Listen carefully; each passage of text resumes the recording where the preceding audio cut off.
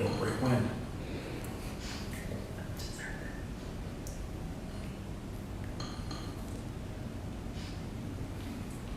Good morning, everyone. Welcome to Trying Palace Live. My name is Matt Arthur. I'm the Living History Program Coordinator here at Trying Palace, and I do a lot of things here. Today, we're going to talk about one of my favorite things to do, and that's make faux food. Now, as we talk through this, I'm sure you might have some comments, questions, screams, cry for help, whatever it is. If you have those, put them down in the comments, and when we get to the end, I'm more than happy to answer them. So one of the first things that I hear a lot when it comes to faux food in the palace is, why don't you just make a whole bunch of real food and put it on the table so everybody can see it, you can smell it, and all of that. Now, sight, smell, those are all great. They're wonderful. I love eating 18th century food, probably a little bit too much. But there is a problem. I'm not the only person who likes to eat faux food, or not faux food, dear God. I don't like to eat faux food. I'm not the only person who likes to eat 18th century food. Critters do. Bugs, mice, those sorts of things. Those are very uninvited guests in a museum, especially around our artifacts. So what we end up doing is using fake food so that we don't have insects that are dining on the cakes that we make while the guests come through. It's very unsightly. So we use faux food, but I have to know 18th century food ways to know what to make. And so I spend a lot of time reading through period cookbooks, learning how they cooked back then, and then figuring out how I can take those same techniques and skills and the visual aspect of a final product and make it into something that can sit out for months on a table if we needed to. Now, the table in front of me is full of desserts. I don't only make desserts, but the biggest thrust for my faux food making is for our candlelight tours when that happened in December. But with those, the governor, whoever the governor is at the time, is throwing a big bash and has a dessert buffet. So a lot of my food are sweets. And there's a couple of ways I can go around making faux food. One of them, the kind of old school way, is you actually make the dish, then you make a kind of a box around it and cover it in liquid silicone.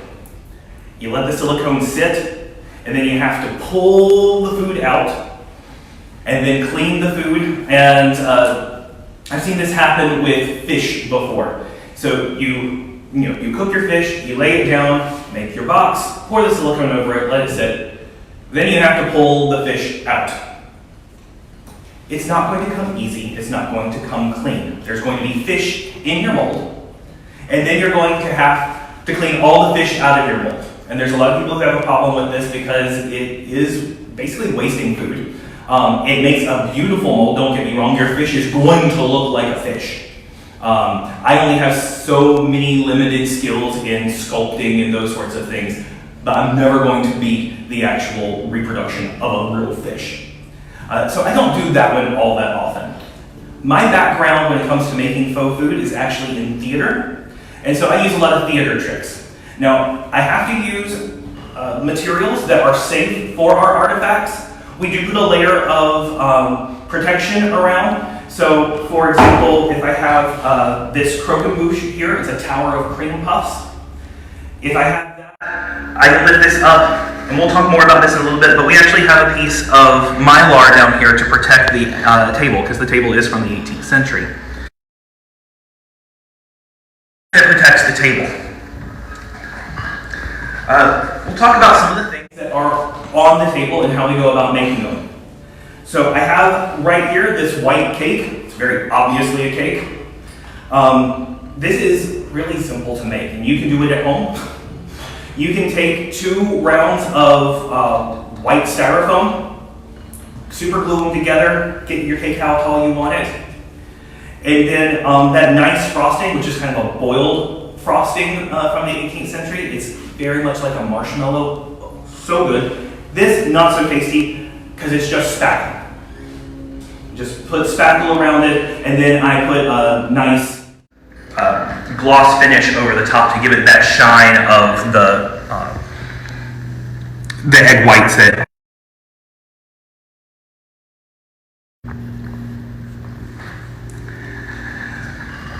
So spackle. Here in the front center, I have what's called a coffin-crusted pie. Now, these are kind of the Tupperware of the 18th century. It's not nearly as morbid as it sounds. It's a really thick boiled crust.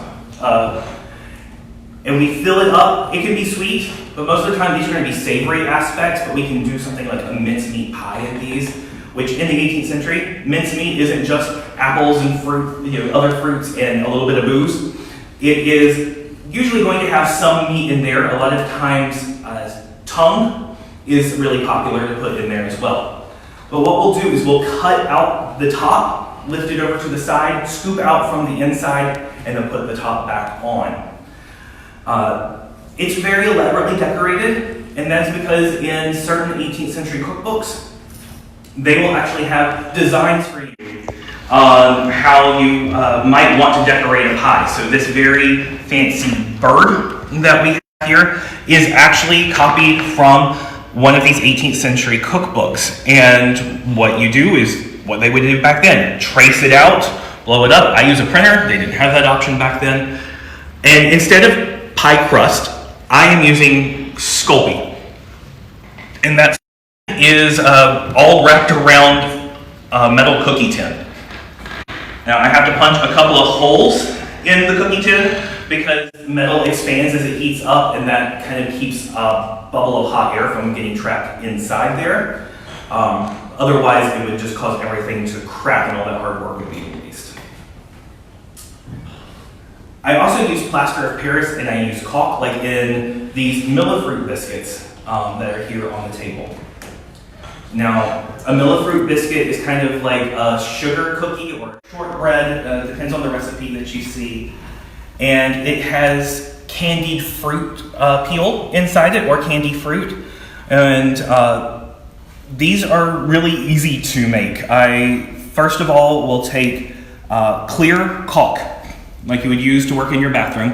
I spread it out on a big section of freezer paper, just a big glob of it. I use a little bit of oil paint. Oil paints can tint your caulks. And just like a toothpick tip full, and mix it into my batch using a paint scraper. I spread it out on the freezer paper and let it set. Peel it up by hand and cut it up with scissors. And then mix that into a batch of plaster of Paris that I've mixed up, so it looks like it is one of these drop cookies that's studded with fruit peel.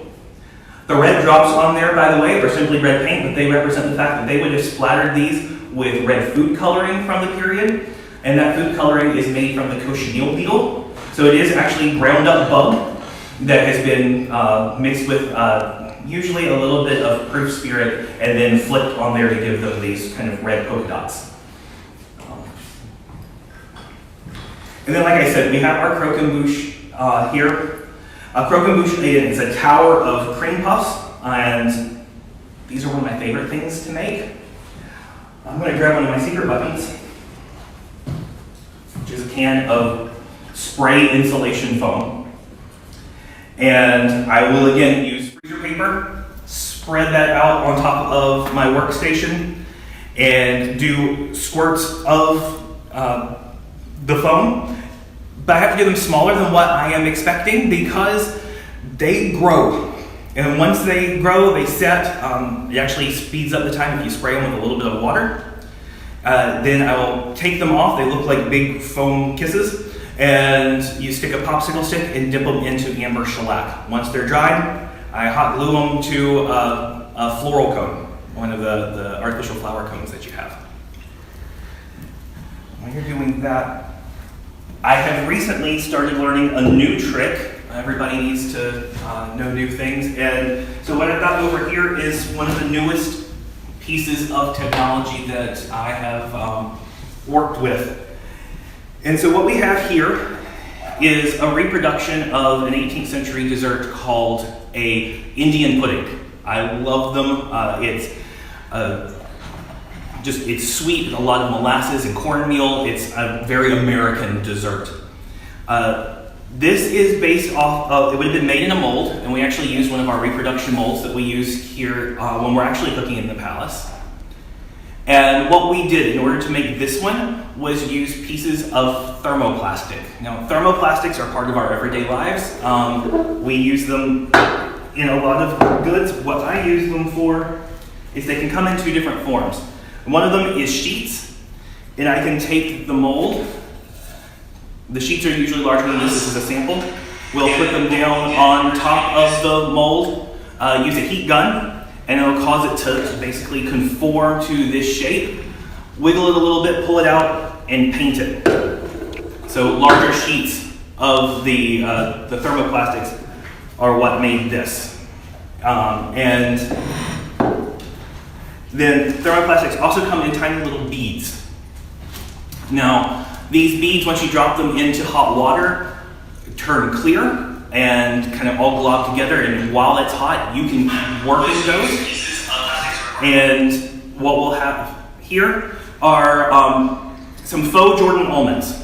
And all of these are bunches of those beads of the thermoplastic that we heated up, put into hot water, and then while it was still warm, shaped them. And it turns clear in the hot water. As it cools down, it turns back white. So bunches of tips and tricks. I also use things like paper mache and silicone. Now, I'm sure you might have seen on the center of the table here, we have what looks a bit like a trifle on steroids. It's a combination of a couple of desserts in the period. The recipe called it a floating dessert island, but it's very different than other floating dessert islands I've seen before. And we can talk about different aspects in this. The white that you see and the yellow that you see are silicone that's been poured.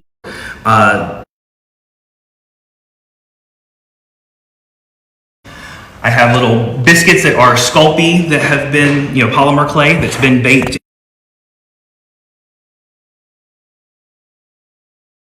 A jello that was made with wine, and it's a things like that to represent broken glass. If you have where there's been a big explosion and someone's laying on the ground surrounded by fragments of glass, one of the things that they can use is this silicone that's been poured out and ripped up, and when it rips, it breaks like tempered glass. If you get, as you're getting up close, you might see that the beads on the top here, it's very obvious to see that they're beads.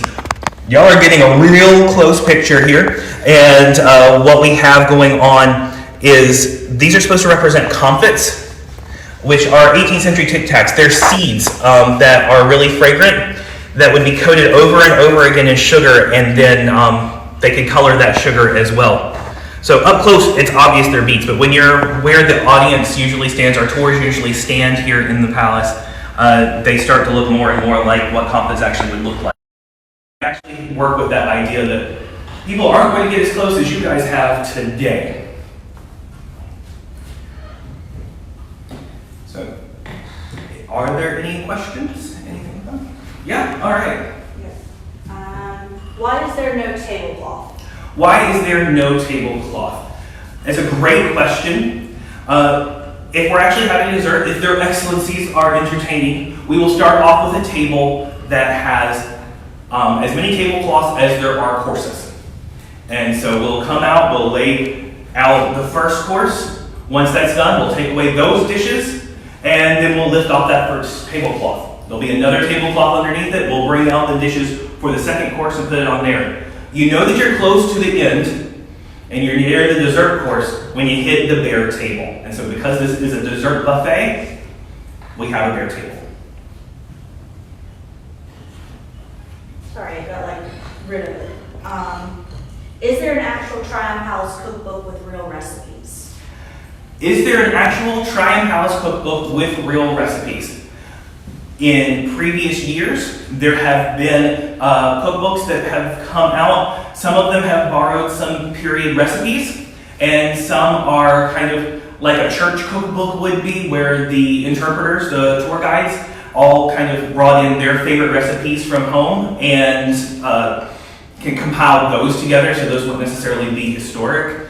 Right now, no. If you are interested in knowing about period cooking, then what I would suggest you do is we actually have a new program that's going down this year that we're planning on continuing called Recipe Resurrection. So I don't just make fake food, I do make real food, and what happens in Recipe Resurrection is that I teach people in a modern kitchen how to make 18th century dishes.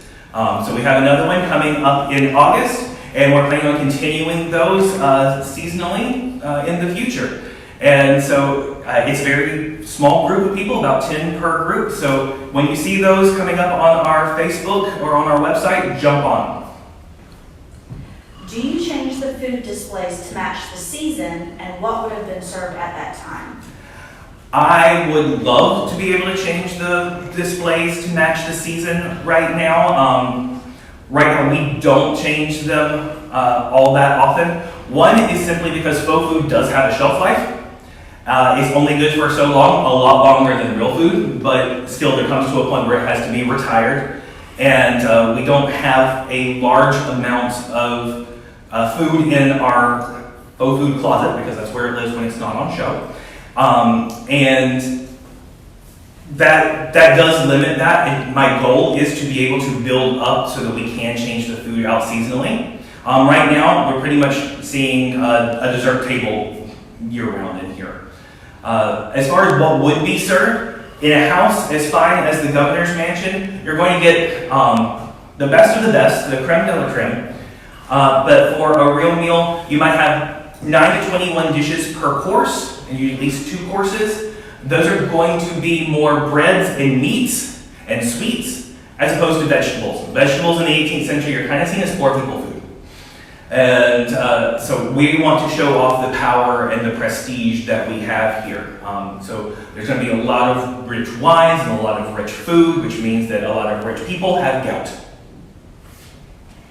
Do you have a favorite faux food to make? Do I have a favorite faux food to make? I have a couple. One of them is actually here on the table, and that is the hedgehogs. Hedgehogs in the 18th century are made of kind of a marzipan-like mixture. It's almond paste